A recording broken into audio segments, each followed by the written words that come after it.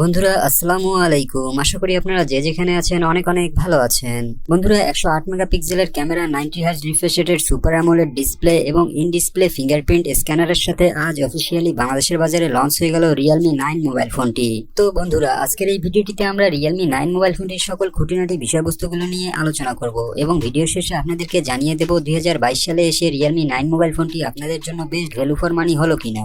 আর বন্ধুরা মূল ভিডিওটি শুরু করার আগে আপনারা যারা এখনো আমাদের চ্যানেলটিকে সাবস্ক্রাইব করেননি তারা প্লিজ চ্যানেলটিকে সাবস্ক্রাইব করে ফেলবেন এবং যারা অলরেডি সাবস্ক্রাইব করে রয়েছেন তাদেরকে অসংখ্য ধন্যবাদ। তো চলুন তাহলে কথা না বাড়িয়ে মূল ভিডিওটি শুরু করি। বন্ধুরা প্রথমেই এই ফোনটি আনবক্সিং করলে আপনারা বক্সের ভেতর পেয়ে যাবেন একটি ভালো মানের plastic back cover, user manual, সিম ট্রে, ইজেক্টর, 33 ওয়াটের ফাস্ট চার্জার এবং টাইপ সি চার্জিং কেবল। বন্ধুরা এই ফোনটি তিনটি কালার ভ্যারিয়েন্টে বাংলাদেশে লঞ্চ করা হয়েছে, হোয়াইট, ব্ল্যাক এবং অরেঞ্জ কালার। আর এই ফোনটির তিনটি কালার ভ্যারিয়েন্টই কিন্তু দেখতে অনেক সুন্দর হবে।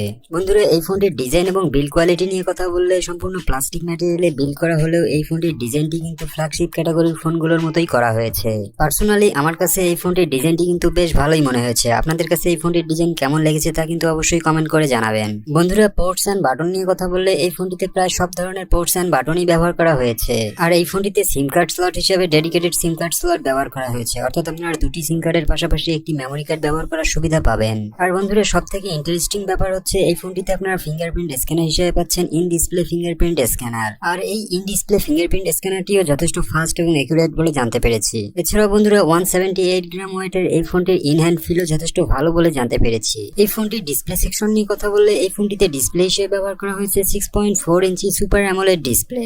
আর 90 হার্জ রিফ্রেশ রেটের এই ডিসপ্লেটির পিক ব্রাইটনেস হচ্ছে 1000 নিটস।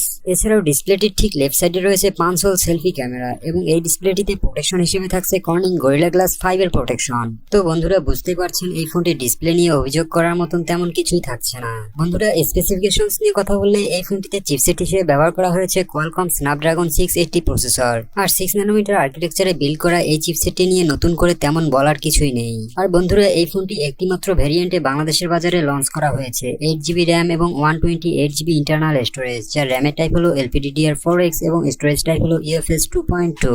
এবং দুর্ভাগ্যজনক হলেও সত্য যে এই ফোনটির অফিসিয়াল বাজার মূল্য রাখা হয়েছে 26,990 টাকা। বন্ধুরা ব্যাটারি এবং চার্জিং নিয়ে কথা বললে এই ফোনটিতে ব্যাটারি হিসেবে ব্যবহার করা হয়েছে 5000 mAh এর একটি মেসিভ ব্যাটারি এবং চার্জিং হিসেবে আপনারা পাচ্ছেন 33 ওয়াটের ফাস্ট চার্জার। আর 33 ওয়াটের ফাস্ট চার্জারটি দিয়ে আপনারা এই ফোনটিকে ফুল চার্জ করতে পারবেন মাত্র 1 ঘন্টা 10 মিনিট থেকে 20 মিনিটের মধ্যেই।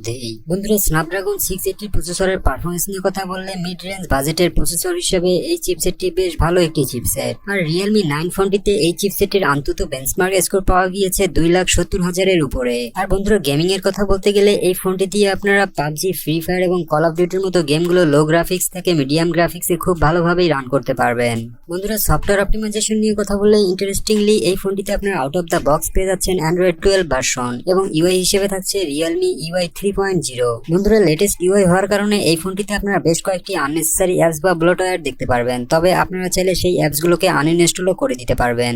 বন্ধুরা সেন্সরসের কথা বলতে গেলে প্রায় সব ধরনের প্রয়োজনীয় সেন্সরসই ব্যবহার করা হয়েছে এই ফোনটিতে, তবে আপনারা এক্সট্রা সেন্সর হিসেবে পাচ্ছেন ইন ডিসপ্লে ফিঙ্গারপ্রিন্ট সেন্সর। আর সব থেকে মজার ব্যাপার হচ্ছে এই ইন ডিসপ্লে ফিঙ্গারপ্রিন্ট সেন্সরটি দিয়ে কিন্তু আপনি আপনার হার্ট রেট কাউন্ট করতে পারবেন। বন্ধুরা কানেক্টিভিটি নিয়ে বলতে গেলে এই ফোনটিতে আপনারা ডুয়াল 4G সিম এর সাপোর্ট পাচ্ছেন, ওয়াইফাই কলিং এর সাপোর্ট পাচ্ছেন, এছাড়াও ডুয়াল ব্যান্ড ওয়াইফাই থাকছে এবং ব্লুটুথ 5.1 এর সাপোর্ট পাচ্ছেন। বন্ধুরা চলুন তাহলে কথা বলা যাক এই ফোনটির ক্যামেরা সেকশন নিয়ে। এই ফোনটির রেয়ারে ব্যবহার করা হয়েছে ট্রিপল ক্যামেরা সেটআপ, যার মেইন ক্যামেরাটি 108 মেগাপিক্সেলের। আর এই মেইন ক্যামেরাটিতে সেন্সর হিসেবে ব্যবহার করা হয়েছে স্যামসাং এর আইসোসেল HM6 সেন্সর। এছাড়াও দ্বিতীয় ক্যামেরাটিতে থাকছে 8 মেগাপিক্সেলের 2.2 অ্যাপারচারের একটি আলট্রা ওয়াইড সেন্সর এবং তৃতীয় ক্যামেরাটিতে থাকছে 2 মেগাপিক্সেলের একটি ম্যাক্রো সেন্সর। এবং বন্ধুরা ফ্রন্ট ক্যামেরা হিসেবে ব্যবহার করা হয়েছে একদম ডিসপ্লে লেফট সাইডে 16 মেগাপিক্সেলের একটি 5 হোল সেলফি ক্যামেরা। বন্ধুরা রিয়ার ক্যামেরার পারফরমেন্স নিয়ে কথা বললে রিয়ার ক্যামেরাটি দিয়ে ছবি তোলার সময় অবজেক্টকে খুব ভালোভাবে ফোকাস করতে পারছিল এবং ডিনামিক রেঞ্জও খুব ভালোভাবে কাজ করছিল।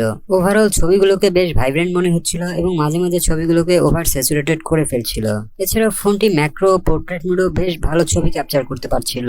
তবে বন্ধুরা এই ফোনটির সেলফি ক্যামেরার পারফরমেন্স যথেষ্টই ভালো ছিল। বন্ধুরা ভিডিও রেকর্ডিং এর ক্ষেত্রে এই ফোনটির রিয়ার এবং ফ্রন্টের দুটি ক্যামেরা দিয়েই আপনারা সর্বোচ্চ 30 fps এ 1080 পিক্সেলে ভিডিও রেকর্ডিং করার সুবিধা পাবেন। তো বন্ধুরা এতক্ষণ আপনাদের Realme 9 ফোনটির সকল খুঁটিনাটি বিষয়বস্তুগুলো নিয়ে আলোচনা করার চেষ্টা করেছি।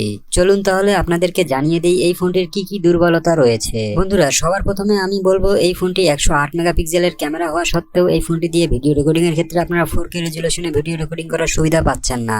এরপর বন্ধুরা এই ফোনটির দুর্বল দিক আমার কাছে মনে হয়েছে এই ফোনটির চিপসেট, কারণ বন্ধুরা 27,000 টাকা দামের একটা ফোনে এত কম দামি একটা চিপসেট ব্যবহার করার প্রশ্নই ওঠে না। এছাড়াও এই চিপসেটটি আপনারা বর্তমানে Redmi 10C মোবাইল ফোনটিতেও দেখতে পারবেন, আর Redmi 10C মোবাইল ফোনটির অফিসিয়াল বাজার মূল্য 13,000 টাকা থেকে 14,000 টাকা। বন্ধুরা সবশেষে এই ফোনটির সবচেয়ে বড় দুর্বল দিক হচ্ছে এই ফোনটির প্রাইসিং, কারণ 27,000 টাকা বাজেটের ফোন হিসাবে এই ফোনটি মোটেও রিকমেন্ডেড থাকবে না আপনাদের জন্য।